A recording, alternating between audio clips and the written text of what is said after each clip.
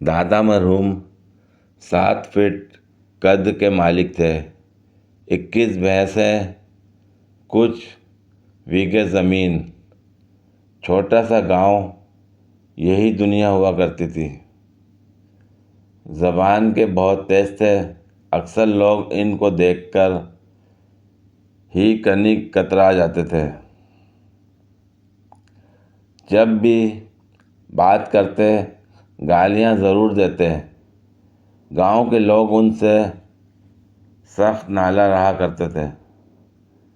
جب موت کا وقت قریب آیا تو ابا حضور کو پاس بلا کر فرمایا کہ میرے بیٹے، جب میں مر جاؤں تو کوئی ایسا کام کرنا کہ لوگ مجھے اچھا کہیں۔ ابا حضور نے وعدہ کیا اور دادا چل بسے۔ ابا جی سوچ میں پڑ گئے کہ ایسا کیا کروں کہ لوگ دادا کو اچھا کہیں۔ آخر تنگ آ کر ایک ڈنڈا ہاتھ میں پکڑا اور راستے میں کھڑے ہو گئے۔ جو گزرتا اس کے ایک ڈنڈا رسید کر ڈالتے۔ وہ درد سے تلملا جاتا اور کہتا، ابے تجھ سے اچھا تو تیرا باپ تھا۔ بیگم کل رات سے ہی ناراض تھی۔ شیخ صاحب کا بس نہیں چل رہا تھا، کیونکہ آج آزادی کا مہینہ تھا اور بیگم ناراض۔ بڑی کوشش کی مگر بے سود۔ شیخ صاحب کا دل بیٹھا جا رہا تھا۔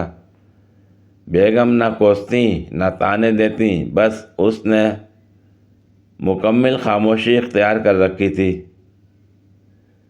گلی میں باجوں کا شور سنائی دیا تو شیخ صاحب کو شرارت سوجی۔ بازار گئے اور باجا خرید لائے۔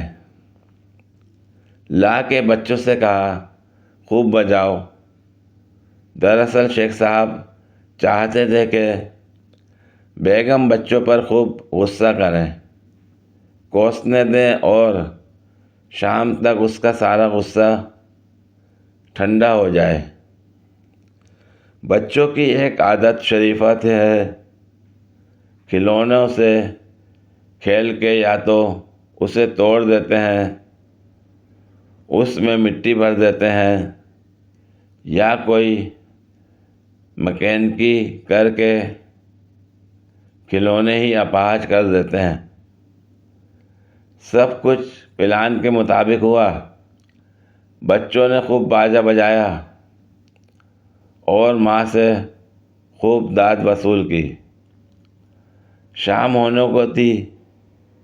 ادھر باجے کا زور کم پڑا اور ادھر بیگم کا غصہ ٹھنڈا ہو گیا۔ بیگم سوچ رہی تھی کہ زیادہ دیر ناراضگی اچھی نہیں، اس لیے شوہر پر ترس آ گیا۔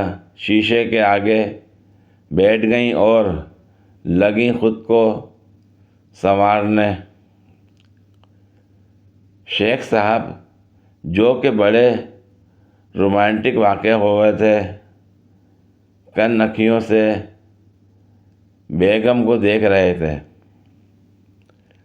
بیگم فی الحال تھوڑا نخرے کرنے کے موڈ میں تھیں۔ بھائی ابھی آن لائن سوٹ جو سلیکٹ کیا تھا۔ شیخ صاحب فوراً اٹھے اور اپنی دونوں گالوں پر پرچم پینٹ کروا آئے۔ باجا پکڑا اور شرارتی موڈ میں چٹیاں بناتی بیگم کے پاس جا بیٹھے۔ ہلکی آواز میں باجے سے پوں پوں کرنا چاہی مگر بے سود۔ دوبارہ قصد کیا مگر پھر بھی کچھ خاص فرق نہ پڑا۔ بیگم کے چہرے کے قریب باجا لائے، پورے جذبے اور قوت سے پاک کر دیا۔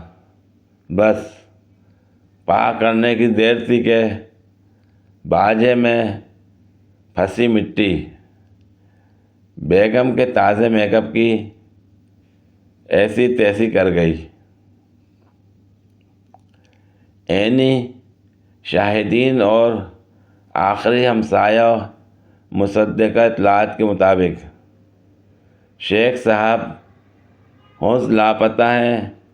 ان کی بیگم ملی نغموں کے بجائے یکے بعد دیگرے مسلسل جنگی ترانے اونچی آواز میں سن رہی ہیں۔